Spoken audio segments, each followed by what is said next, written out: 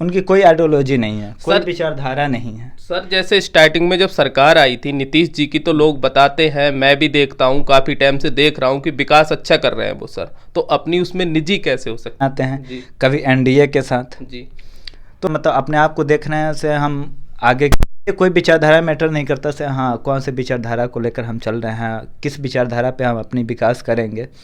तो ये अपनी गद्दी के लिए कभी यूपीए के साथ, कभी एनडीए के साथ, अब क्या किया है, एक नया माहौल चलाए हैं क्योंकि इतना फेरबदल कर लिए हैं, तो कहीं ना कहीं एनडीए इनको नहीं अपनाती, तो ये इंडिया बना लिए हैं।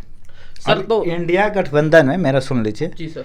इंडिया गठबंधन में ये अपने आप को केंद्र में तलाश रहे हैं, केंद्र में कहीं जगह मिल जाए ताकि मैं बिहार से, क्योंकि बिहार में तो अभी जीतने वाले हैं नहीं।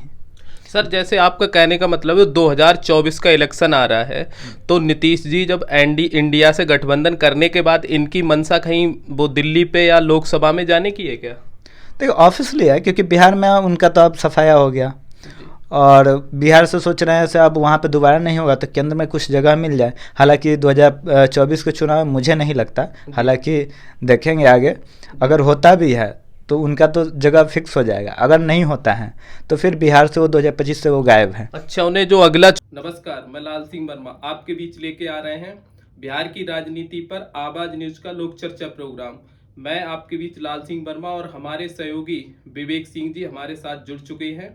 विवेक जी आपका अभिनंदन है।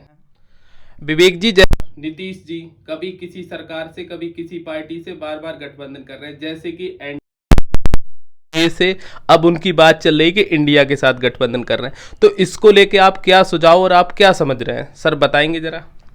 तो इस पर समझने की बात यह है सर, नीतीश कुमार जी पद की राजनीति करते हैं, अपने कुर्सी की राजनीति करते हैं, उनकी कोई आइडियोलॉजी नहीं है, कोई विचारधारा नहीं है। सर जैसे स्टार्टिंग में जब सरकार आई थी नीतीश जी की, तो लोग बताते हैं, मैं भी देखता हूँ, काफ़ी टाइम से देख रहा हूँ कि विकास अच्छा कर रहे हैं वो सर, तो अपनी उसमें निजी कैसे हो सकता आते हैं कभी एनडीए के साथ जी, तो मतलब अपने आप को देखने से हम आगे कोई विचारधारा मैटर नहीं करता से हाँ कौन से विचारधारा को लेकर हम चल रहे हैं, किस विचारधारा पे हम अपनी विकास करेंगे। तो ये अपनी गद्दी के लिए कभी यूपीए के साथ, कभी एनडीए के साथ, अब क्या किया है, एक नया माहौल चलाए हैं क्योंकि इतना फेरबदल कर लिए हैं, तो कहीं ना कहीं एनडीए इनको नहीं अपनाती, तो ये इंडिया बना लिए हैं। सर तो इंडिया गठबंधन में, मेरा सुन लीजिए जी सर, इंडिया गठबंधन में ये अपने आप को केंद्र में तलाश रहे हैं, केंद्र में कहीं जगह मिल जाए ताकि मैं बिहार से, क्योंकि बिहार में तो अभी जीतने वाले हैं नहीं।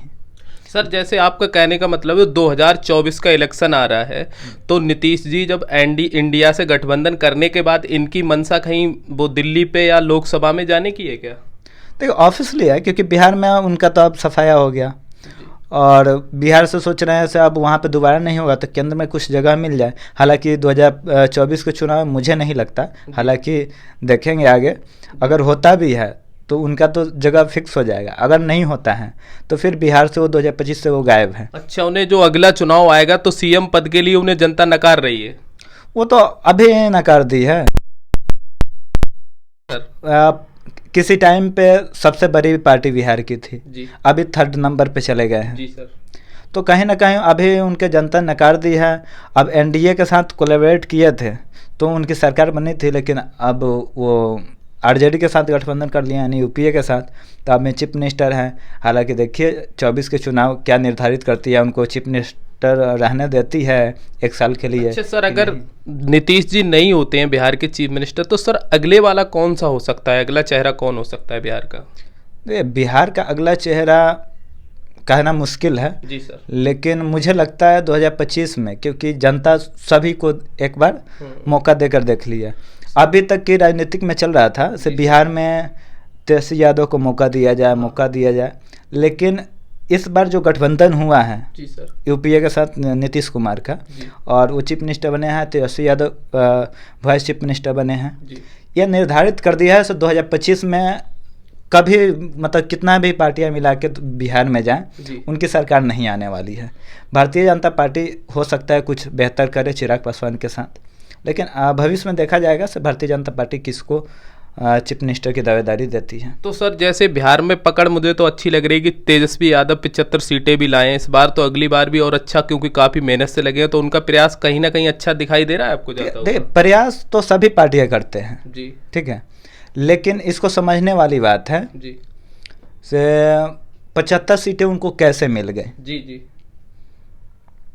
75 सीटें मिलने के पीछे रीजन ये है कि उस समय विकल्प तलाश रहे थे लोग। जी से नीतीश कुमार का विकल्प कौन होगा। भारतीय जनता पार्टी को भी उस समय उतना सहयोग नहीं कर पा रहे थे। भारतीय जनता पार्टी खुद नीतीश कुमार से गठबंधन किए हुए थे, तो नीतीश कुमार से थोड़ा परेशान होकर लोग मतलब देखा विकल्प, तो तेजस्वी यादव उनको बिहार की जनता को लगा क्या से जो लालू प्रसाद यादव किए वो शायद तेजस्वी यादव नहीं करेंगे, क्योंकि नए जनरेशन के नेता हैं, युवा नेता हैं, कुछ मतलब उम्मीदें युवाओं का काफ़ी उम्मीद रहा, जिस उम्मीद पे खड़ा सरकार में गठबंधन करके वो नहीं उतर पाए, तो युवा भी उनके मतलब जुड़ नहीं रहे हैं, उनसे कहीं ना कहीं अलग हो रहे हैं और दूसरे को मौका देने को तलाश में।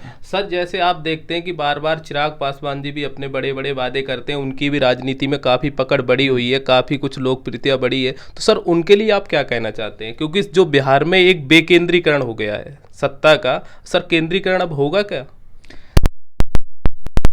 है विकेंद्रीकरण नहीं होता है, सरकार बहुमत से बनती है जी चाहे किसी की हो। गठबंधन जहाँ चिराग पासवान की बात कही जाए, बेशक बहुत अच्छे नेता हैं, जी बहुत व्यवहारिक हैं और सोशलिस्ट हैं, जी तो बिहार के लिए उनका एक और बहुत अच्छा लगता है, बिहार फर्स्ट बिहारी फर्स्ट।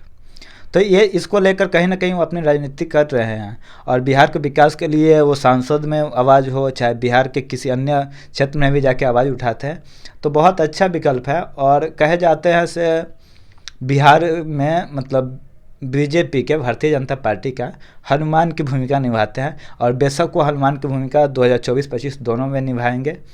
और मुझे लगता है अगर सरकार बनती है गठबंधन के साथ एनडीए का, जी तो चिराग पासवान को शायद वाइस चीफ मिनिस्टर यानी उप मुख्यमंत्री भारतीय जनता पार्टी उनको बनाए। हालांकि मुख्यमंत्री भी बने तो ऐतराज़ नहीं है, क्योंकि बहुत अच्छे नेता हैं और उनमें प्रतिभा भी है एक मुख्यमंत्री के लायक। सर बीजेपी का चेहरा कौन हो सकता है वैसे मुख्यमंत्री के लिए बिहार में आपकी नज़र देखिए में? बीजेपी एक ऐसी पार्टी है ना जी सर जो चुनाव से पहले कभी भी चेहरा डिक्लेयर नहीं करती। अगर पीएम मोदी को प्रधानमंत्री को छोड़ दें तो कहीं भी चुनाव होता है जी सर तो कभी चीफ मिनिस्टर का चेहरा बीजेपी सामने चेहरा रख के चुनाव नहीं लड़ी है। जी जी तो बिहार में भी लगता नहीं है किसी का सामने चेहरा रख के नहीं, चुनाव फिर भी उम्मीद किसकी है जैसे आपके लिए?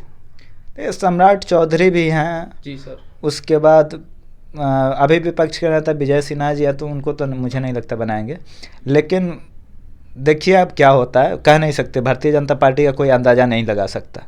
सर जो बिहार में जो बार बार राजनीति रहती है, तो सबसे बढ़िया अब तक किस पार्टी ने सर काम किया है आपकी नज़र में? सर बताएंगे थोड़ा।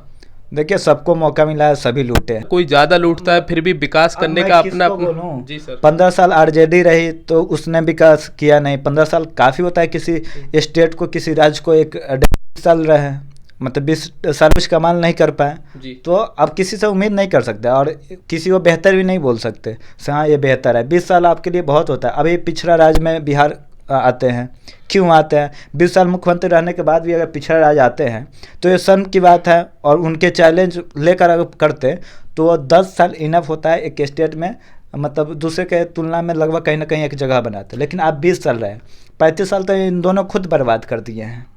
सर आप राजनीति के एक अच्छे एक्टिव पर्सन हैं, तो मैं आपसे एक चीज़ जानना चाहूँगा कि बिहार में किस एजेंडा को लेकर काम किया जाए जिससे उसकी जो जनता के लिए, सीधे गरीब हो अमीर हो, सबके लिए फ़ायदा मिल सके। कई एक घटनाएं घटती रहती हैं बिहार में, सर उसे कैसे कंट्रोल किया जा सकता है? बेरोजगारी है जी सर इंडस्ट्री नहीं है, जी जहाँ विकास शून्य है, जहाँ भ्रष्टाचार है, जहाँ अपराधी है। जी आपराधिक घटनाओं को ले लीजिएगा, अभी जब गठबंधन हुआ है तो अपराध बढ़ गया, मतलब छुटकारा बिहार को नहीं मिलेगा जी ना हो। जी तो ये मतलब जनता को आश्वासन दे से मैं प्रशासन मजबूत करूंगा, प्रशासन बिहार से अपराध मुक्त कर दूंगा बिहार में। साथ ही रोजगार, क्योंकि अगर बिहार में रोजगार हो तो बिहार के लोग कहीं बाहर नहीं जाएंगे, और नहीं जाएंगे तो अपने यहाँ रह के अपने बच्चों को, जो युवा पीढ़ी होते हैं जो स्टार्टिंग, उनको सही गाइड देंगे, सही शिक्षा देंगे, तो बिहार उस वहाँ से सुधरना स्टार्ट होगी। क्योंकि देखिए 5 साल 2 साल सिस्टम अगर एक चैनल बन जाएगा जी से अगर जी जी तो मुझे लगता है हर एक घर के हर एक बच्चे होने लगेंगे, सही निर्णय खुद लेने लगेंगे, वो भी विकास उनको चाहिए, जो अधिकार उनको डिजर्व करते हैं वो सारे समझने लगेंगे, तो बिहार ऑटोमेटिक ग्रोथ कर जाएगा। तो सर आपका कहना है कि जो बिहार में की राजनीति है तो जमीनी स्तर पे काम करना चाहिए, तो सर जमीनी स्तर पे क्या क्या काम करना चाहिए गवर्नमेंट कहीं के की लिए? राजनीति हो, जमीन से हम घूम के राजनीति कर ले जी सर। तो शायद दूसरे जगह हो जाए, लेकिन बिहार, यूपी, झारखंड और पश्चिम बंगाल ये सब स्टेट में तो नहीं हो पाएगी। सर जो बिहार इतना पिछड़ रहा है, कई एक स्टेट है, बिहार ही नहीं है, यूपी भी है, राजस्थान भी है, ऐसा नहीं है कि नहीं है, लेकिन जो बिहार पीछे गया है, किसी दिन सबसे टॉप पे था बिहार, तो उसका सर मेन रीजन क्या है जो इतने पीछे जाने का? बिहार का इतिहास देखेंगे जी सर।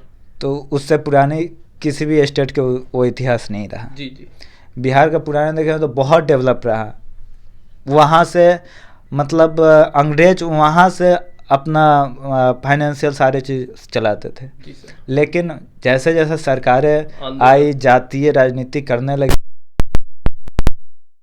छोटी छोटी गुटें बनाने लगी, वहाँ से विकास जो है बिहार से विकास अभी तक चला आ रहा है, अभी भी सब जातियाँ बांटने लगे। अब आपको एक एग्जांपल दें, जी सर। आरजेडी को लोग बोलता है से हाँ यादव की पार्टी है, जी मुझे नहीं लगता, क्योंकि यादव के वो विकास के लिए क्या काम किए हैं आप बताइए। तो आरजेडी पार्टी विकास ही नहीं की है तो आप? नहीं, अगर 15 साल रही वो तो विकास अच्छा, तो बिरादरी के लिए नहीं की है अपने मतलब बिहार का विकास तो छोड़िए, अपनी बिरादरी का विकास तो बताएं। सर। जी सर। अगर घर के विकास के छोड़ देंगे तो वो कोई विकास नहीं किए। अगर तुलना कर लीजिए यूपी के यादव से और बिहार के यादव से, जी सर। आपको फ़र्क समझ में आ जाएगा, क्योंकि पहले दोनों स्टेट लगभग बराबर में थे। जी। मतलब इतना गैप क्यों दिखता है, यूपी यहाँ दिखता है, बिहार यहाँ दिखता है, कुछ तो रीजन है। एजुकेशन में काफ़ी ज़्यादा गैप हो रहा है, वही रीजन है। तो अब ये परिवारवाद की राजनीति किए हैं, चाहे कोई भी हो, इससे बिहार को मतलब बिहार को जहाँ पीछा ले जाने में जो भूमिका लालू यादव जी शुरू किए, नीतीश कुमार जी भी उसी पटरी पर चलते रहे और उसको पीछा लेते चले गए। कि आपसे हमारा लास्ट सवाल है कि आप बिहार की जनता के लिए आप क्या कहना चाहते हैं? अच्छा ग्रहण कराइए, आपसे जितना हो सके।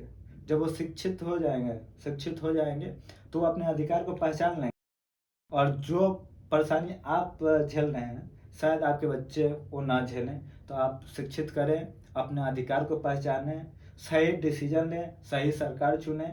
मैं देखिए ना, आपका सांसद कौन आ रहा है, क्या आपके लिए वो सोचता है, आपके बीच रहता है?